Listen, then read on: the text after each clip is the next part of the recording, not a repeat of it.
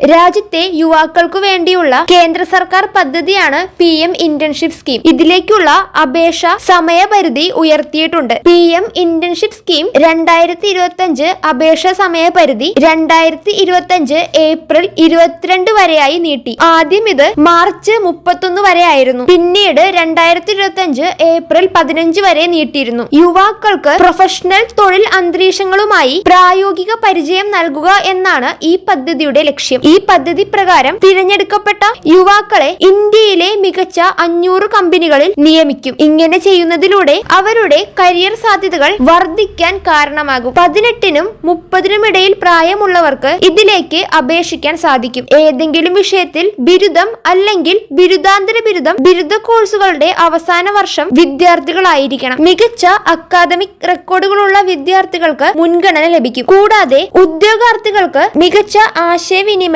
ഗവേഷണം, വിശകലന കഴിവുകൾ ഉണ്ടായിരിക്കണം. ഇന്റേൺഷിപ്പ് കാലയളവിൽ ഉദ്യോഗാർത്ഥികളുടെ ചെലവുകൾ വഹിക്കുന്നതിനായി സ്റ്റൈഫൻഡും ലഭിക്കും. ഇന്റേൺഷിപ്പ് കാലയളവിൽ ഓരോ ഉദ്യോഗാർത്ഥിക്കും 5000 രൂപയാണ് സ്റ്റൈഫൻഡായി ലഭിക്കുക. ഇതിലേക്കുള്ള അപേക്ഷ നൽകുന്നതിനായി ഔദ്യോഗിക PM ഇന്റേൺഷിപ്പ് സ്കീം പോർട്ടലിലേക്ക് അപേക്ഷിച്ചാൽ മതി. PM ഇന്റേൺഷിപ്പ് സ്കീം 2025 അപേക്ഷ സമയപരിധി ഏപ്രിൽ 22 വരെയാണ്.